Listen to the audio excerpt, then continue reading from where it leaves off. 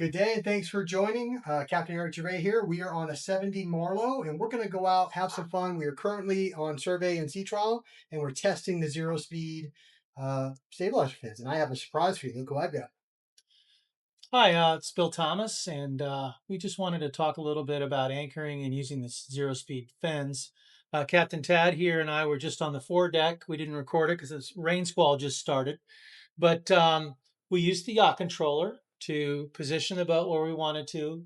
We lowered the anchor using the yacht controller, and we tightened up the anchor chain, set the anchor, and then came inside and went up to this panel. And Tad, maybe you can explain the settings on those fins. So on the fins here, now that we're not moving, the boat is not in gear. In CMC's menu, the start button is pushed, and we push the anchor button, which is the one that turns blue, and that sets our fins to zero speed.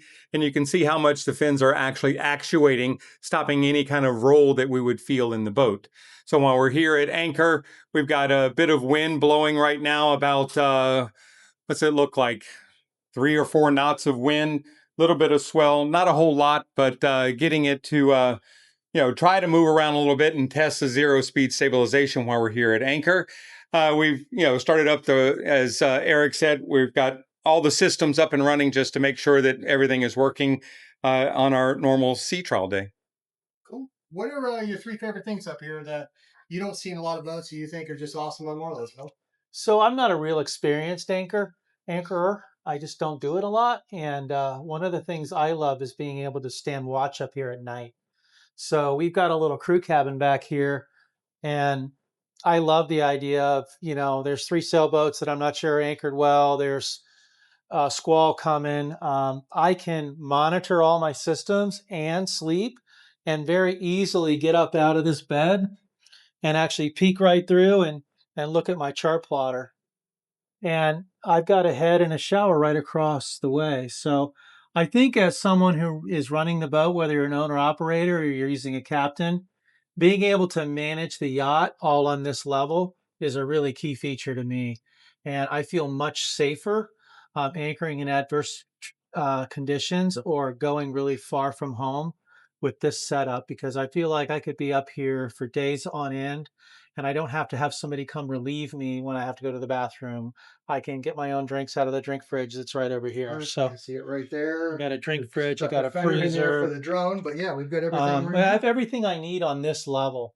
And, one of the things I find that can be annoying when people are cruising is if you don't have this set up and every time you have to use the bathroom or go get a drink, someone has to come relieve you, it impacts everyone else on the boat too. So if you run with no crew or you run with light crew, this setup, I think, is really key to being more independent and for the other people on the boat being able to just enjoy being passengers. Awesome. Chad, what do you want to add?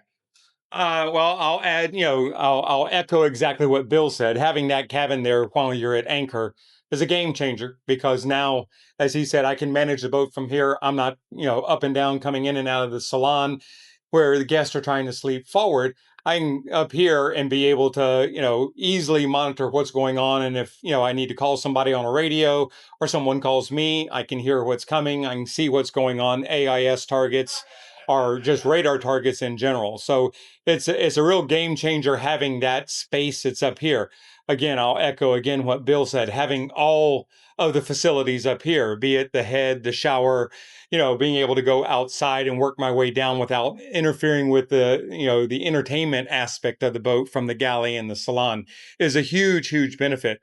That's what makes the command bridge such a popular model. Awesome. So I'd like to ask that you guys show me maybe two of your what are the two things people struggle with in orientation up here that maybe we can show the entire fleet right now? What's the biggest question you guys are being asked? Who wants to go first?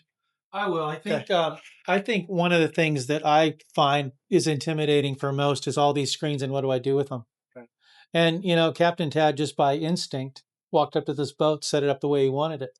You know, and we're looking at the wind speed and the wind direction.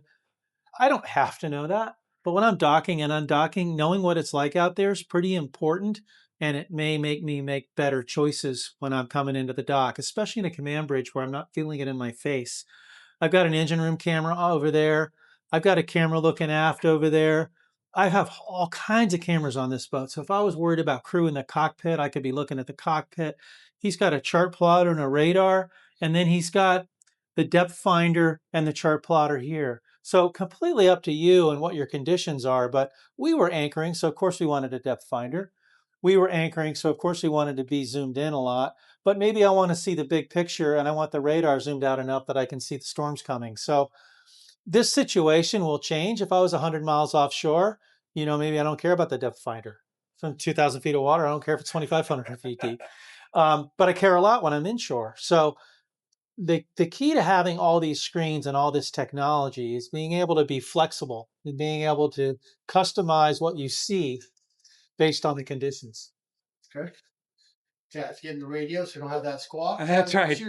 What's your number one or two? So the thing that people in my experience really are nervous about is understanding the order at which they turn on the batteries and the steering pumps. Okay. One of the things that people miss is that they have an on-off switch for steering pumps, and they'll turn on the batteries but not turn on the steering pumps, which means that they don't have steering, either steering. They don't have, the emergency steering rudder, which is this one, which you'll see moves the rudder one way or the other, or the friction steering drive, which is your wheel. Mm-hmm. So without that, I've had people actually leave the dock without steering and go, and call Captain Tad and go, my steering doesn't work. How do I make this boat turn? By a show of hands here, we have 3 captains in the room. Who's done that before? Guilty? Okay, we've all done it. Every single one of us. We've all done it. So I feel bad if it's happening to you. No, I tell everybody, you want to know how I know so well where those switches are is because I'm like, oh my gosh, what do I do? What do I do? But that's really probably the number one thing is, getting people to understand that there's a sequence to a startup and there's a sequence to a shutdown. Once they do that a half a dozen times, they start feeling real comfortable. Awesome. I'd like to go to the electrical panel next, the main one. But before we do that, is there anything else you guys want to add up here? I just want to mention the warning system up there because I think it's pretty unique. These lights up here in this pretty picture of the boat, I'm really focused on this when I'm running. And anytime a bilge pump kicks on, I see it. This tells me if I have high exhaust temperature. It tells me if I have high bilge water. So when you're running the boat, this is a very quick, instant information on what's going on in the boat. And it only takes a minor water leak to make this bilge pump come on every 5 minutes. And you're like, that's weird. Why is that bilge pump clicking on every 5 minutes? I better go figure that out. Because the bilge pump gets rid of the water, but I would never know it if this wasn't coming on. Okay, awesome. The Christmas tree is great. Yeah, that's what we typically, that Christmas tree. And as things start lighting up, it starts going, nuts with water pumps coming on. It grabs your attention immediately. Awesome. All right, let's go downstairs.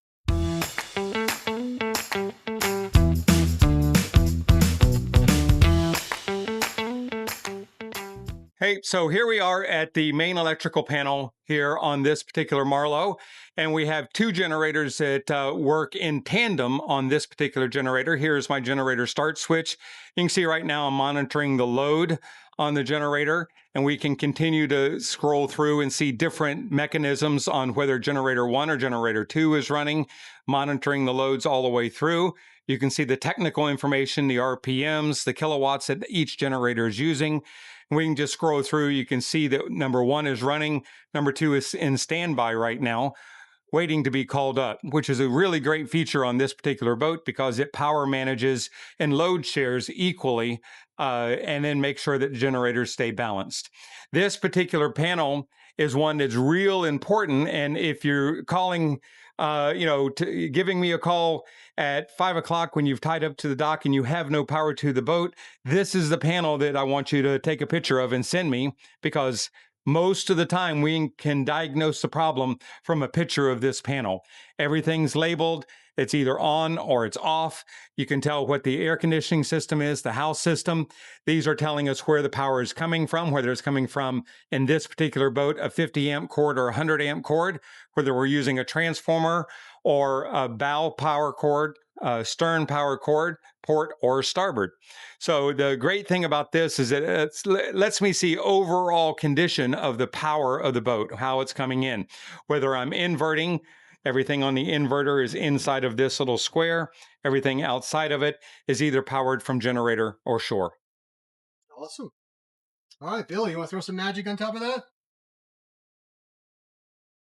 Yeah, I just wanted to say that, in your house, you probably never go to your electrical panel unless something's broken. Um, but on a boat, for safety reasons, we tend to not leave things on that don't need to be on. So if I'm leaving the boat for 2 weeks, there's no reason to have my oven breaker on or my cooktop breaker on. It probably wouldn't hurt to leave them on, but I think it's just a good habit to disable systems in a boat when you're not using them. Now, having deck lights on and stuff like that when you're living on the boat, you're not going to touch any of these breakers, just like you wouldn't turn off the light breakers in your garage in your house. But if you were leaving the boat for 3 weeks at a marina, and instead of going down and finding all the light switches downstairs for all the different cabins, I could very easily just hit deck two and turn off all of deck two's lights. Yeah, lights just turned off in the Right. salon. So it's just an easier way than going around and punching a bunch of buttons. So it's a little bit different in a boat, but the switches and everything are just like your house. Um, I think you'll find on the boat, if you live up north or you're in California and start doing some power management, then you're going to be more aware of your inverter. So an inverter makes 110 volts out of battery power. So the way this boat's set up is I can run all my refrigeration, I can run all my outlets on the inverter, and that lets me shut down that generator for 6 hours during the day or 12 hours while I'm sleeping at night. Just depends on what the load is. So the boat's been designed from the get-go to have an inverter circuit, and all the sub-zero drawers and ice makers and stuff are on that inverter all the time. I also find that when I talk to the appliance manufacturers and stuff, one of the nice things about this inverter is when this inverter sees bad power, let's say you're plugged into kind of a not so great marina, and this island's making 208 volts. It's only 200 volts when it gets to the end of the dock and the frequency's not right. Instead of your sub-zero trying to run on that power, this inverter will say, that's crummy power. That voltage is too low. That frequency isn't right. And I'm going to stop feeding my sub-zero drawers with that crummy power. And I'm going to make good power from the battery. And I'm going to send you an indicator light that says I'm inverting now, even though I'm plugged in. What's the value of that real world? Well, if you start adding up what all these appliances cost and how much of an inconvenience it is if they fail, that inverter, if it saves you frying compressors in your sub-zero drawers, it might save you having no refrigeration for 2 weeks, and it might save you $15,000. And saving a trip of a lifetime. Right. So I really think the inverter is not only convenience for anchoring out, it's also a good safety device for all the stuff behind it. Awesome. Anything else you want to add? Don't be intimidated by the rest of it. It's pretty logical. It'll freak you out in the beginning, but once you understand the logic behind it, it makes perfect sense and you'll figure it out. Awesome. Well, thank you. Shit, we might go to another part of the boat. Stay tuned.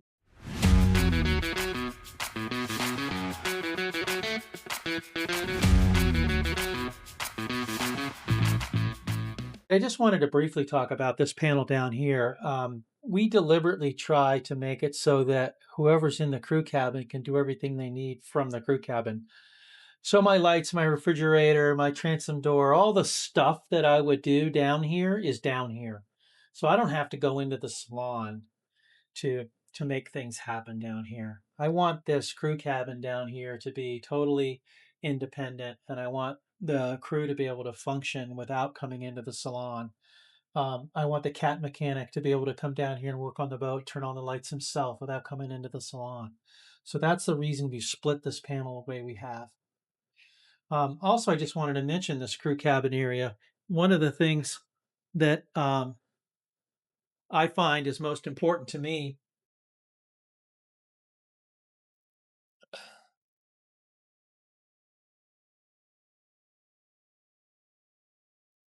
So we talked earlier about being upstairs when you're anchored out, and how nice it was to be up there to stand watch. But this is really important, maybe more important to me. If we're stuck in the Bahamas for 4 days because it's blowing 25 knots, we're not going anywhere. I'm out of things to do. It's me and the owner on board for 4 days in the marina. I need a place to be, not in everyone else's way. So I love this layout here where I can be on my laptop, I can be talking to my wife and kid, I can watch TV, watch a movie, I can grab my own drink from the fridge. I can live independently on the boat. And I have another bed here. So if I don't not standing watch up top, I love the privacy of being here. So if I'm in the marina, I'm living right here. Yeah, again, I'll echo what Bill said. I mean, this layout for for the crew is terrific because it gives us your own space to be able to live and eat and take care of your own personal effects and everything that you need to do down here. It makes it a much nicer living situation. Yep, you have another Garmin screen there. Just what Eric is pointing out. He's going to go behind you and take a look back in the lazarette. And, we can carry a myriad of toys and inflatables and spare parts and tools. What's that yellow hookah rig looking thing? Why would I need that? That would be if you want to go under the water. Yeah. What could I do with that? That allows you to, either go around and look at the boat itself, or we throw that in the tender and take you on out and go ahead and go diving without needing to be certified or any of that stuff. We can go down and do snorkeling, but with your own air supply. Oh, check out that toolbox, Eric. Yeah. That's pretty cool. So, yeah, custom built. The whole thing comes out too. Looks like you can open the top. It does. Yeah, you can open this. The whole thing slides all the way out. Sweet. Anything else you guys want to show down here? Wanted to mention too that there is a transom door here. We don't have it open because we're at sea, but in the marina, I would quite often open this at the end of the day. This big door here is it's the air. It's the easiest way to get fenders in and out of here. It's the easiest way to get dive gear in and out of here. I never use that at sea. I'll use the entrance we just came in. But I think in the Bahamas, anchored out for a week, and weather's nice. Yeah. I'm going to have that door open all day. That's open all day long. All right. Well, let's go pull that anchor up and head back to the house. What I just did is cranked up the engines, powered up the yacht controller, the remote, got it synchronized up, and I'm ready to take command with the yacht controller. So now I can move to the bow and start to pull the anchor. Awesome. We're going to follow along watching Captain Tad leave the helm because he has the helm. That helm has bow and stern thruster, it's a wireless remote, engine control, and he has the ability to run the windlass. Since it's raining, it's a one-man wet day, we're going to let Tad go manage that, and I'll take you up here to the galley to show you what he's doing. So he has the starboard anchor out right now. There is foot pedals, or are foot pedals on the ground he could use, but he's using the wireless remote because it allows him to operate the windlass while having throttle control all at the same time, or thruster control all at the same time. It really changed the game. It makes it easy for one person to do the lion's share of the work. I see water coming out the front, so that's the automatic anchor washdown. Squirting the chain.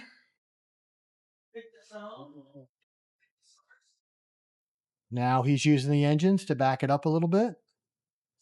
And every time he pulls that windlass, I can see the water coming out on the port side. You see it squirting out there. We're out in Tampa Bay. We were testing the survey day. So we were testing the zero-speed stabilizers at anchor and underway.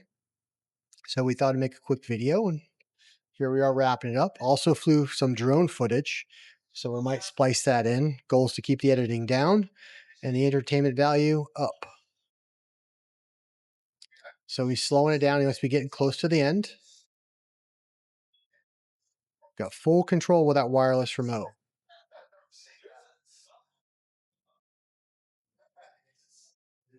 I can see it. There it comes. And she is just about secure. There you go. We heard it click secure. He's locking that little hatch up there. Now he's going to put a safety line on there, just so we're sure. And let's see if Captain Tad closes that little lid or not. Let's see. That's my Marine Corps OCD. If he doesn't get it, I'll have to go up there. And I'll get wet because it's raining. Oh, he missed it. He missed it. I'm not going to tell him. I'll let him watch the video and find out. All right, here we go.